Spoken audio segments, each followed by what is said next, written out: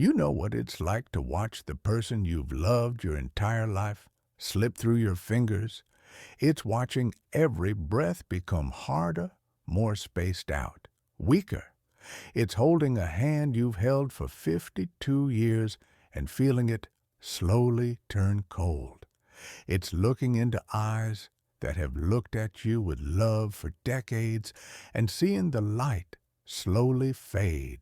I know exactly what that's like because I lived that nightmare, because I was there by the hospital bed, watching my wife pass on, and on her last day, in her last hours, she told me something that changed everything I thought I knew about our life together.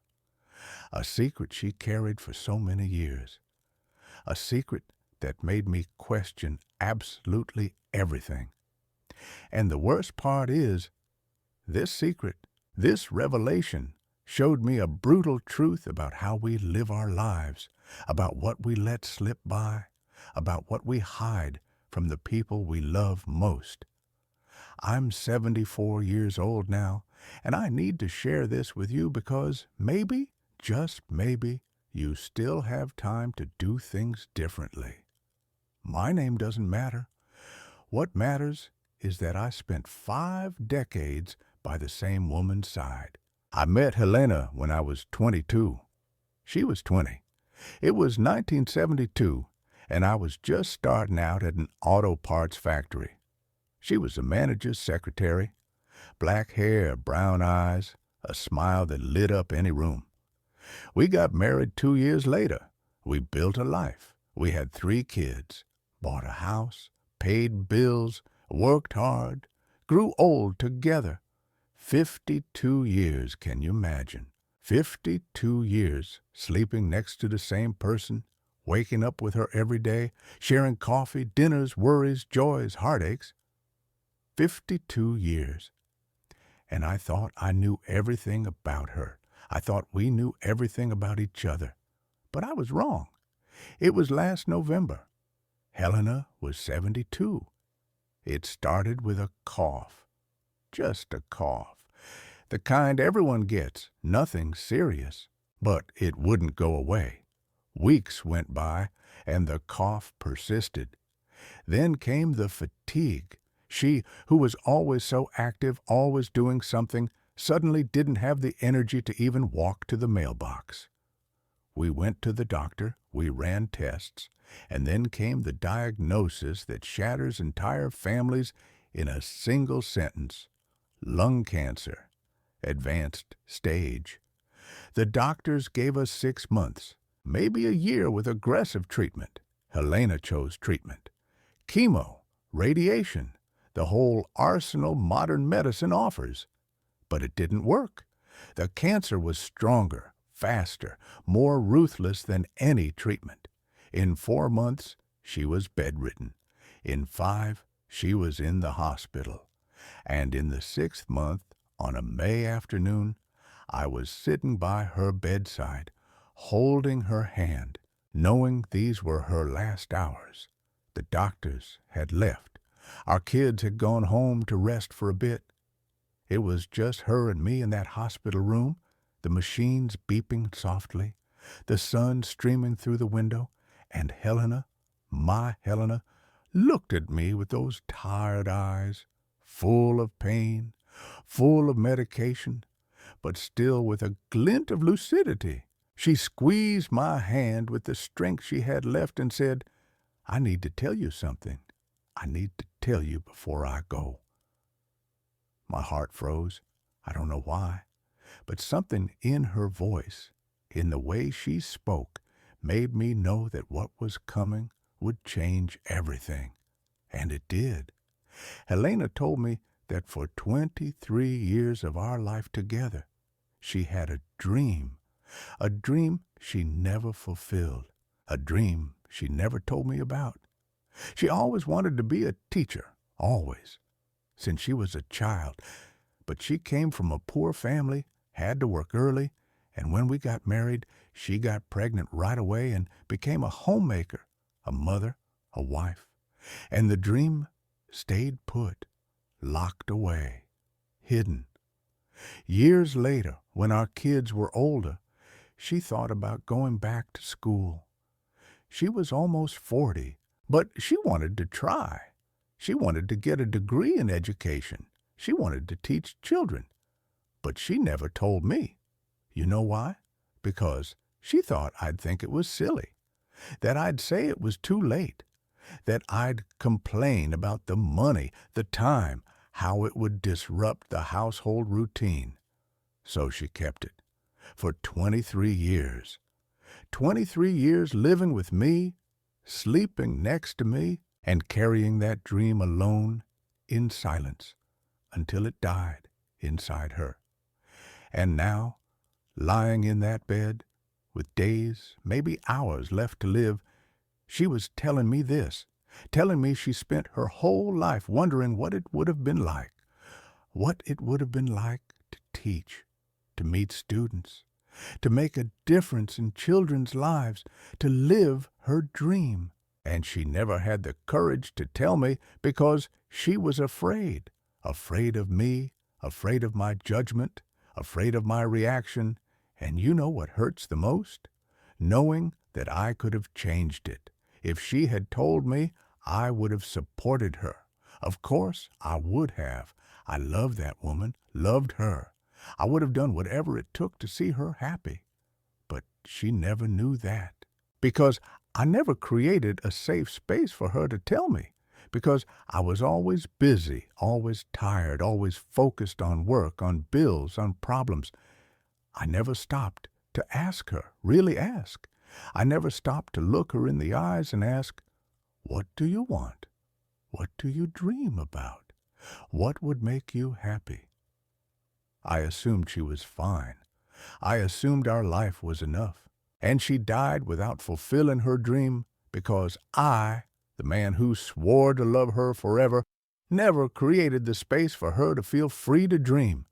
I'm sure you have secrets too, or know someone who does. Unfulfilled dreams. Things you want to do, want to say, want to be, but hide.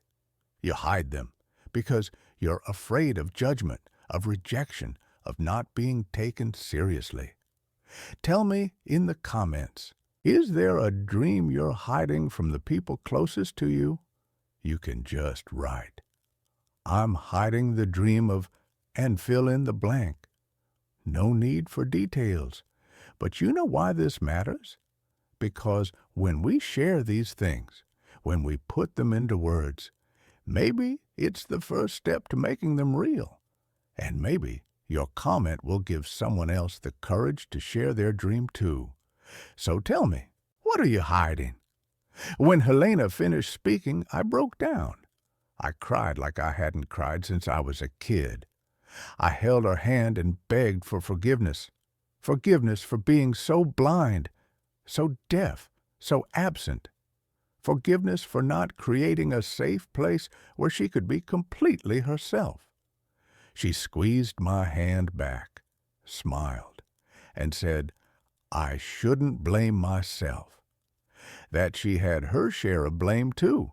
That she should have had the courage. That she should have spoken up. But it didn't comfort me, because I realized something terrible in that moment. I realized that we spent 52 years together, but how many of those years were real? How many were of true intimacy, true connection, true knowledge of each other?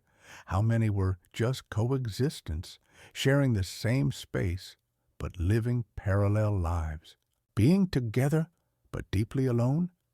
Helena died 3 hours after that conversation. I was holding her hand. Our kids had come back and were there too.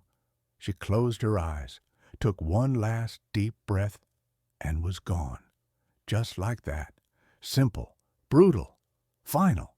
And I was left with the empty house, with the huge cold bed, with 52 years of memories and a giant hole in my chest. But more than that, I was left with a question that has haunted me every single day since. How many other Helenas are out there? How many people live alongside someone for years, decades, and are never truly known? How many secrets die with people because there was never the space, the courage, or the time to share them? You see, we think we know the people we love. We think 50 years of marriage means complete intimacy, but it doesn't. You can sleep next to someone for 50 years and still be a stranger. You can share a lifetime and never really enter the other person's inner world. And you know why? Because real intimacy demands something most of us don't know how to give. It demands presence, attention, vulnerability, real questions, and a willingness to hear difficult answers. It demands creating a space so safe that the other person feels they can take off all their masks, all their disguises, and be completely themselves without fear of judgment or rejection. I didn't give that to Helena. I thought I was. I thought I was a good husband because I worked, brought money home, didn't cheat, didn't hit, was physically present. But physical presence isn't true presence. You can be in the same room as someone and be a million miles away. You can share a bed every night and never truly touch the other person's soul. And that's what I did. I spent 52 years alongside the woman I loved and never truly knew her, never gave her what she needed most, the freedom to be completely herself with me. Let me tell you about my friend Robert. I met him at work 40 years ago. Robert was married to Maria. They were together for 38 years, 3 kids, 5 grandkids, a whole life built together. Robert always worked too much, always. Left early, came back late, weekends working, holidays working. He said it was for the family, that he was building a better future for everyone. And Maria stayed home, took care of the house, the kids, the life, and she waited for the day Robert would finally stop, the day they'd have time together, the day they'd travel, talk, live. But that day never came. Robert had a heart attack at 63, died at his desk on a Tuesday morning in the middle of a meeting, and Maria was left alone, with a big house full of things Robert bought, but empty of him. And you know what Maria told me at the funeral? She said she didn't know her husband, that they spent almost 40 years together, but she didn't know his dreams, his fears, his hopes. They knew each other's facts, knew schedules, food preferences, clothing sizes, but they didn't know each other's souls. And now it was too late. My oldest daughter, Christina, is 47. She's been married for 23 years, has 2 teenage sons. The other day she came to visit. We were having coffee and she just started crying. I asked what was wrong. She said she felt invisible, that her husband didn't see her anymore, that he worked, came home, ate dinner, watched TV, slept. The end. Same thing every day. That when she tried to talk about deep things, about how she was feeling, about her dreams, he'd change the subject or say he was tired, that she felt like she was dying a little at a time. Not physically, but inside, the part of her that dreams, that feels, that wants more from life, was starving. And I looked at my daughter, and I saw Helena. I saw my wife.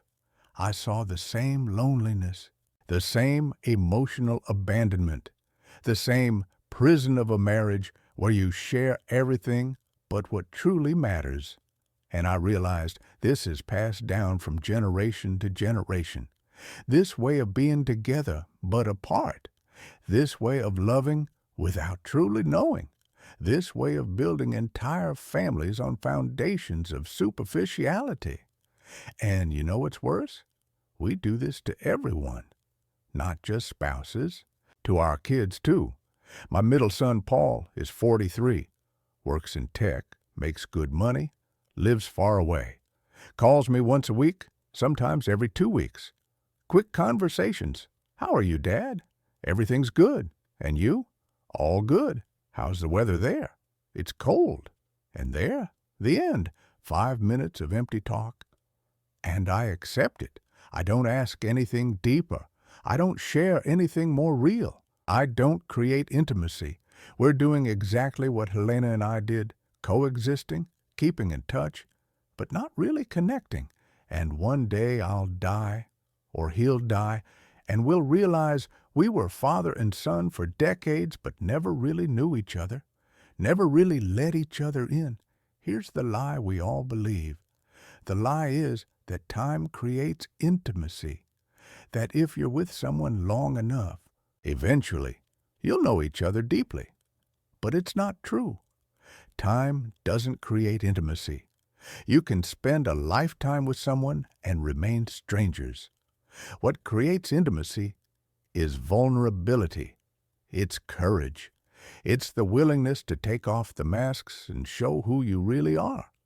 It's the willingness to ask hard questions and hear even harder answers. It's creating a safe space where the other person can be completely themselves without fear. And this doesn't happen on its own. It doesn't happen by osmosis. You have to choose to do it every day, again and again. I'm 74 now. Helena's been gone 8 months. The house is quiet, sometimes too quiet. I wake up in the morning and for a second I forget she's not here anymore. I turn to her side of the bed expecting to see her and find empty space. And it hurts. It hurts in a way I can't explain. But you know what hurts more? It's not her absence. It's the regret. It's knowing I had 52 years to truly know her and I wasted most of them. It's knowing she carried dreams, fears, hopes, doubts, and died, with most of them still inside her because I never created the space for her to share. It's knowing I was a coward, an emotional coward who preferred comfortable superficiality to frightening depth. So let me ask you something. Who are the most important people in your life? Your spouse, your parents, your kids, your best friends? Do you really know them? Truly know them? Do you know their unfulfilled dreams, the fears that keep them up at night, the regrets they carry, the versions of themselves they hide from the world? Or do you just know the facts, their jobs, their hobbies, their surface-level preferences? When was the last time you had a real conversation, a conversation where you took off all the masks and were completely honest with each other? When was the last time you created a safe space for someone to be vulnerable with you? And more importantly, who really knows you? Who knows who you are when you're alone? Who knows the dreams you hide, the fears you carry, the parts of you that you never show anyone? Do you have someone in your life with whom you can be completely yourself? Or are you also living with masks, playing a role, being what you think you should be instead of who you really are? If I could go back in time and talk to my 30-year-old self, I'd say this: stop. Stop working so hard. Stop worrying so much about money, about the house, about the car, about stuff. None of that matters. None of it. What matters are people.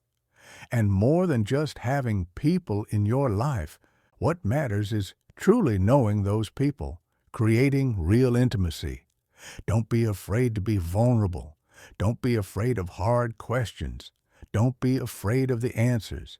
Create safe space every day for your wife to be who she really is, for your kids to share their fears, for your friends to take off their masks, and for you to take yours off too. Be honest. Be real. Be you. Because a life of superficiality isn't living. It's just existing. It's just passing time until you die. I'd say, look your wife, Helena, in the eyes every day and ask, how are you really? And when she answers, listen, Really listen. Don't plan what you're going to say next. Don't try to fix anything. Just listen. And when she shares something deep, something vulnerable, don't judge. Don't minimize. Don't change the subject. Be grateful. Be grateful she trusts you and share something deep back. Build intimacy every day, every conversation, because you don't have 52 years ahead of you. You don't know how much time you have. Nobody does. Helena and I thought we had more time. We always thought we had more time. But time ran out, and she's gone, taking with her dreams she never realized, because I never gave her the space to share them. And look, I know it hurts. I know it's easier to live on the surface. It's more comfortable. It's less scary. Real intimacy is terrifying, because when you truly know someone, and when someone truly knows you, you can't hide anything anymore. You're exposed, vulnerable, and that's scary. But you know what's scarier? Spending your whole life with people you love and never truly touching them, never truly being touched by them, dying alone even when surrounded by people. Because loneliness isn't about not having people. Loneliness is about the lack of real connection. Since Helena died, I've been trying to do things differently. I call my kids and ask real questions. How are you feeling? What are you afraid of? What makes you happy? What would you like to be doing differently? And at first, they were weirded out. My dad never asked these questions. Why are you asking now? But little by little, they started opening up, and I'm getting to know my kids, really know them, at 74 years old. Better late than never, I guess. But I wish I'd started decades ago. I've been talking to my daughter, Sarah, about her marriage. No judgment, just listening. And she's been sharing things she never shared before. How lonely she feels, how invisible, how trapped. And I've been sharing my story, what I did wrong, what I've learned, and something is changing. She's starting to have difficult conversations with her husband, conversations they've avoided for 23 years, and it hurts, it stings, but it's real. And maybe, just maybe, they can build something that Helena and I never built. The truth is this: real relationships require courage. They require vulnerability. They require work. They require you to show up every day and choose real connection over superficial comfort, and most people don't do that. Most people prefer the illusion of intimacy to the real thing. They prefer to believe they're close to someone just because they share the same space.